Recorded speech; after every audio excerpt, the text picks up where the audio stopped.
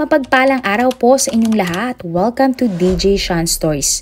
Turn on your notification bell, like and subscribe para sa crime stories araw-araw. Meron din ba kayong best friend? Yung tao na gusto mo na lagi mong kasama? Sinasabihan ng iyong mga problema at sikreto. Pero paano kung ang best friend mo ay maging iyong best enemy? Ang dating hindi mapaghiwalay ay magiging mortal na magkaaway. Ang kwento natin ngayon ay nangyari sa South Jakarta, Indonesia ng taong 2018. Ang babae sa ating kwento ngayon ay kinilalang si Siktuti Lin Puspita o tawaging nating Cora, 23 years old. Si Cora ay ipinanganak sa South Sumatra, Indonesia. 18 years old pa lamang nang umalis si Cora sa poder ng kanyang pamilya. Si Cora ang panganay sa 5 magkakapatid. Kaya naman lumuwas siya papuntang syudad para makahanap ng magandang trabaho at makatulong sa kanyang mga magulang. Lumipat siya sa South Jakarta para magtrabaho at umupa siya sa isang boarding house. High school lamang ang natapos ni Cora kaya nahirapan siyang makakuha ng maayos na trabaho. Si Cora ay naging tendera, sales lady, hanggang sa mapadpad siya sa isang karaoke bar kung saan siya naging isang waitress. Naging sapat naman ang kinikita ni Cora para sa kanyang sarili at nakakapagpadala pa nga siya ng pera para sa kanyang pamilya. Makalipas ang 3 taon, balak na sanang umuwi ni Cora sa kanyang pamilya dahil kahit papano ay may naipon na siyang pera. Pero bago pa man siya makauwi, nakatanggap si Cora ng text mula sa kanyang nanay. Ayon sa text, may sakit daw ang ama ni Cora at ang 2 naman niyang mga kapatid ay papasok na sa kolehiyo. Dahil doon, naisip ni Cora na wag nang umuwi at manatili na lang sa Jakarta para magtrabaho. Nang bumalik si Cora sa bar, inalok siya ng kanyang manager kung gusto ba ng dalaga ng dagdag na trabaho. Tinanong ng manager si Cora kung gusto niya bang maging karaoke assistant.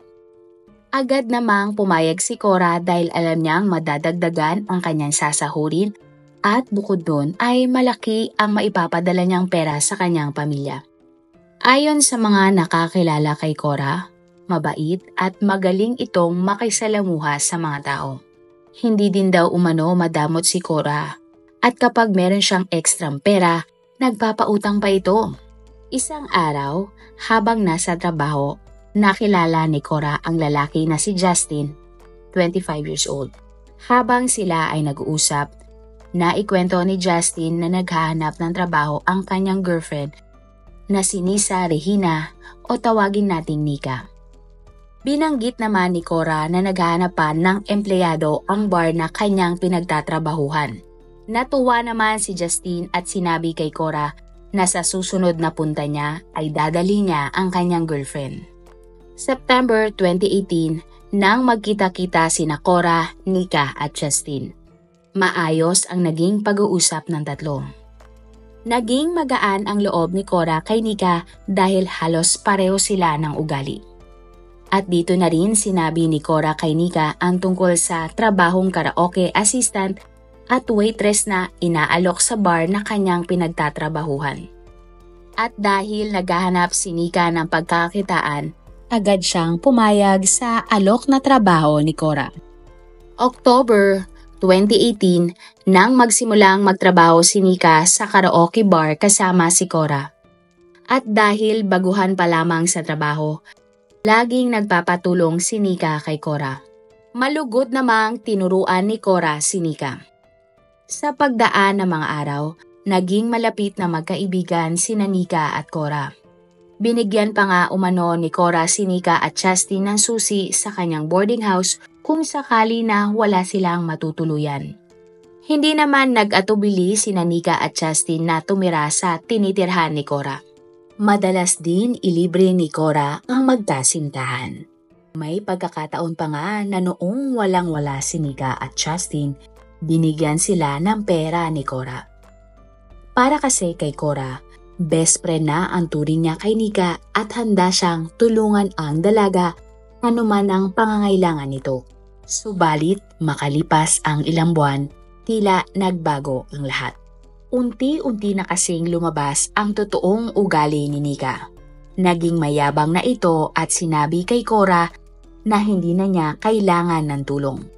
May pagkakataon pa nga na inaaway na ni Nika si Cora dahil inaagawan daw siya ng customer ng dalaga. Tingin din daw ni Nika dapat sa kanya lang mapunta ang mga tip ng mga customer. Subalit hindi yun maaari dahil ang tip sa bar ay centralized o ang ibig sabihin ay hinahati-hati para sa lahat ng empleyado. Kaya naman, nagsimulang magkaroon ng alitan ang dating malapit na magkaibigan. Pero kahit na ganon, hindi nagtanim ng sama ng loob si Cora sa kanyang kaibigan. November 16, 2018 ng gabi, puno ang karaoke bar na pinagtatrabahuhan ni Cora at Nika. Nabakante ang isang karaoke room at may dumating na 4 na mga customer at si Cora ang nag-asikaso sa mga ito. Pero hindi niya kakayanin mag-isa kung siya pa ang mag-aayos ng mga order nito at siya pa ang mag-a-assist sa karaoke. Kaya naman, naghanap na ng makakatulong si Cora. Ang lahat ng ibang kasamahan na waitress ni Cora ay may kanya-kanya ding inaasikasong customer ng mga oras na iyon. At tanging si Nika lang ang bakante. Tinawag ni Cora si Nika para makatulong siya sa pag-a-assist. Binanggit pa nga ni Cory kay Nika na mukhang mayaman ang mga customer. Pumayag naman si Nika na tulungan si Cora kahit na siya ay naiinis dito. Nang umorder na ang mga customer, ibinigay ni Cora at Nika ang order ng mga ito. Maya-maya pa, inabutan si Cora ng pera ng isa sa mga customer bilang tip. Nakita ito ni Nika at nagkasundo sila ni Cora na maghahati sa pera. Pero dapat ay hindi sabihin ni Nika sa kanilang manager ang kanyang nakita. Pumayag naman si Nika na sosolohin nga nila ni Cora ang tip. At sinabi ni Cora na bibigyan niya si Nika ng 6,000 pesos bilang parte niya sa tip. Makalipas ang ilang oras, natapos na ang kanilang trabaho sa kanilang mga guests at lumabas na si Cora sa karaoke room. Agad namang sumunod si Nika kay Cora. Hiningi agad ni Nika ang kanyang parte ng tip kay Cora. Agad namang inabot ni Cora ang pera kay Nika. Pero nagtaka si Nika dahil ang ibinigay ni Cora na pera sa kanya ay 3,000 pesos lamang. Imbis na 6,000 pesos. Pero bago pa man makapagreklamo si Nika kay Cora, ay dumating na ang kanilang manager. Biglang natahimik ang dalawa at bumalik na sa kanilang mga trabaho. Nang nakauwi na si Cora sa kanyang boarding house, sinundan pala siya ni Nika. Dito na nag-away ang dalawa dahil sa pera. Nagalit si Nika dahil hindi niya nakuha ng buo ang kanyang pera mula kay Cora. Katwiran naman ni Cora, tanggapin na lamang ni Nika ang pera na ibinigay niya. Katwiran niya, kung hindi daw dahil sa kanya, ay hindi makakatanggap ng malaking tips si Nika. Sa isip din noon ni Cora, hindi niya binigay ng buo kay Nika ang 6,000 pesos dahil kinakailangan ng kanyang tatay ng malaking pera para sa operasyon nito. Ang dahilan niyang ito ay hindi naman sinabi ni Cora kay Nika. Dahil tingin niya, hindi maiintindihan ng dalaga ang kanyang sasabihin. Hindi naman makapaniwala si Nika sa ginawa sa kanya ni Cora. Hanggang sa nagkasagutan at nagkasumbatan na ang dalawang mag-best friend. Idiniin ni Cora kay Nika na dapat nga ay magpasalamat pa siya dahil tinulungan niya itong magkaroon ng trabaho. At dahil sa sobrang galit, pinaalis ni Cora sina Nika at ang kanyang kasintahan sa boarding house. Labis na nasaktan si Cora na ang pagkakaibigan nila ni Nika ay nasira ng dahil sa pera. Kaya naman tumuloy sa isang maliit na hotel sina Nika at Justin. Dahil wala naman silang ibang matutuluyan.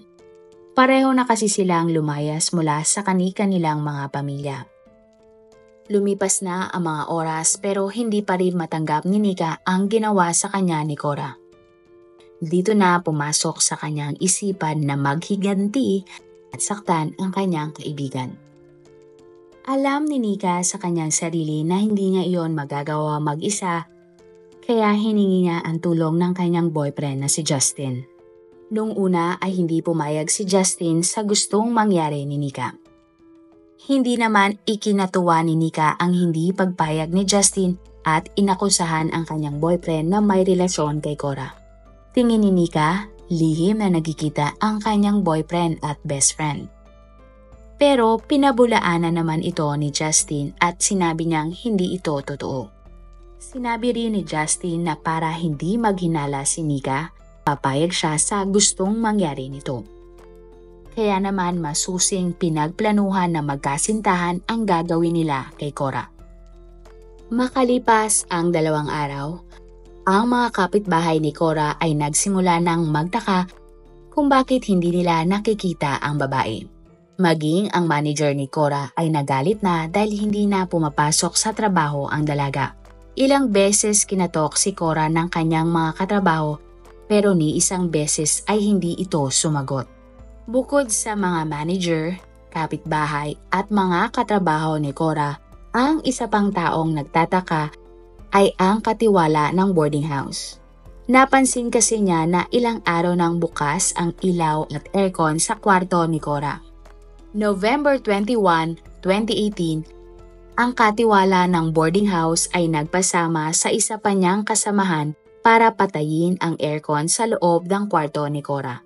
Nang nasa tapat na sila ng kwarto ni Cora, napansin ng dalawa na may mabahong amoy na nagmumula sa kwarto ni Cora. Sinubukang kumatok ng 2 lalaki pero walang nagbubukas nito. Kaya naman pwersahan na nilang binuksan ang kwarto ni Cora. Sa loob ng kwarto, nakita nila na maayos at malinis naman ang kwarto. Kaya nagtataka ang 2 lalaki kung saan nagmula ang mabahong amoy. Hindi na natiis ng 2 lalaki ang amoy at wala silang nagawa kundi hanapin ang pinagmumulan nito. Hanggang sa mapansin nila ang isang aparador. Nang buksan nila ito, laking gulat at takot ng 2 katiwala sa kanilang nakita. Natagpuan ng mga lalaki ang labi ni Cora. Mabilis namang lumabas ang mga katiwala at tumawag sa mga opisyal ng barangay. Ang mga opisyal naman ay tumawag ng mga pulis. Makalipas ang ilang minuto, dumating agad ang mga pulis. Dinala nila ang labi ni Cora sa ospital para sumailalim sa autopsy. Nang oras na iyon, blanko ang mga pulis kung sino ang suspect dahil walang witness sa krimen. Sa pag-iimbestiga ng mga pulis, nakita nila sa ilalim ng kama ang mga ginamit ng mga suspect.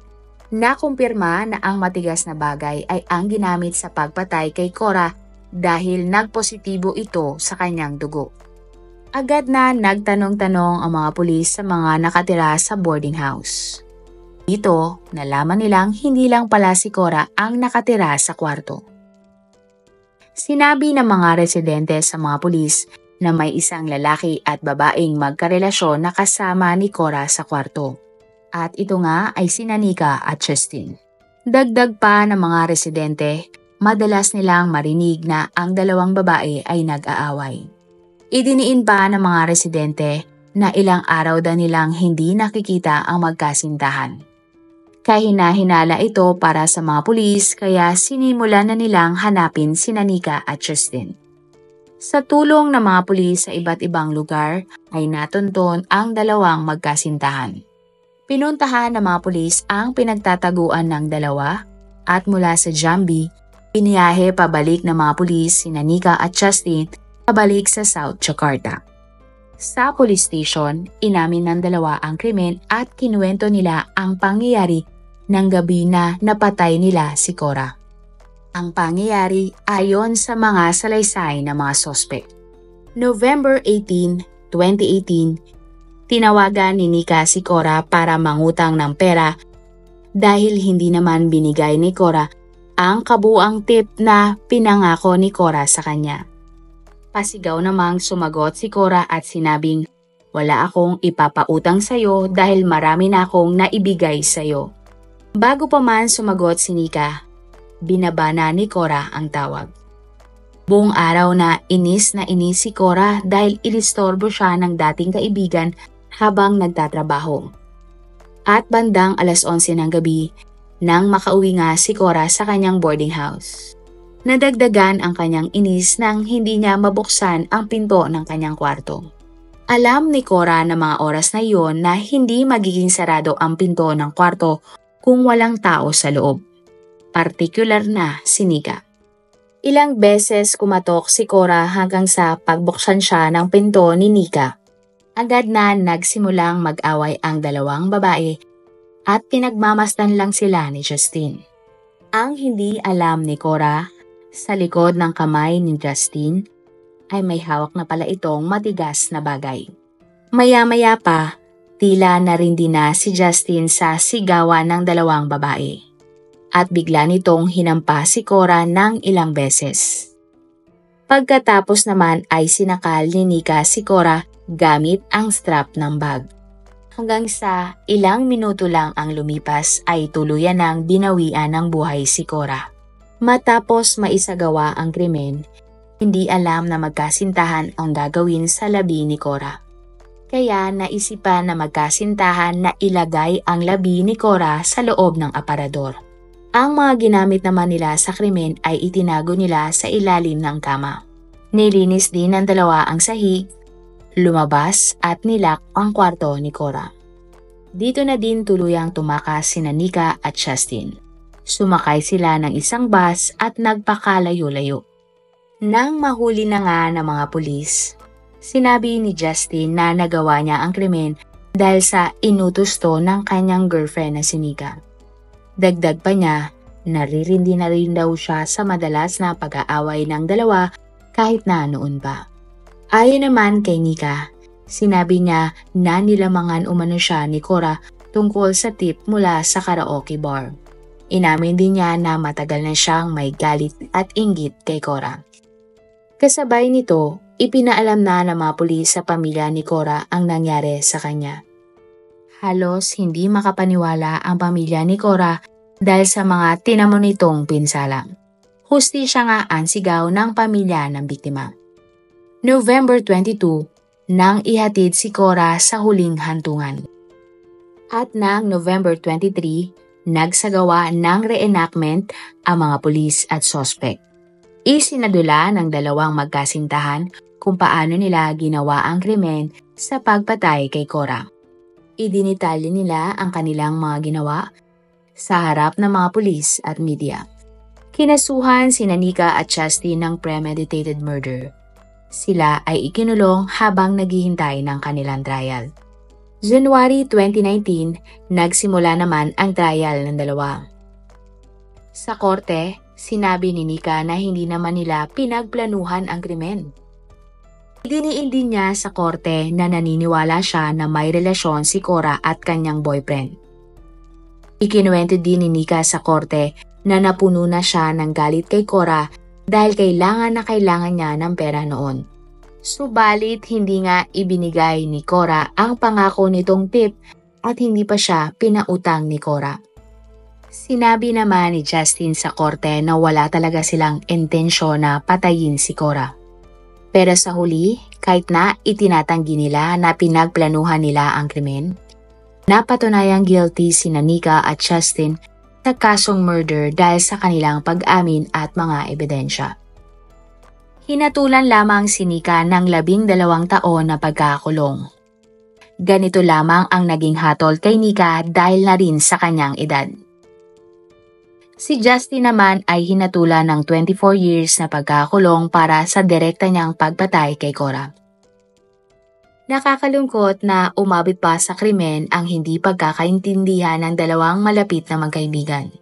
Idagdag pa dyan ang kani-kanilang mga problema sa pera. Tingin nyo, ano talaga ang nag-udyok kay Nika para patayin ang kanyang best friend? Kung kayo ang tatanungin, dapat bang sinabi ni Cora kay Nika na mas kailangan niya ng pera? Marami pong salamat sa inyong panonood. Meron ba kayong mga kwento na gusto nyong i-share sa ating mga manonood? O kung may personal po kayong kwento na gusto nyong i-feature sa ating channel, i-comment down below nyo lang ang inyong mga suggestions. Para naman po sa dagdag kalaman, i-subscribe nyo din po at i-follow ang ating iba pang YouTube channel katulad ng Tagalog Facts and Mysteries by DJ Sean at Manila Boy Wonder Philippines. Marami pong salamat sa pagsuporta nyo sa aming mga channel. God bless everyone!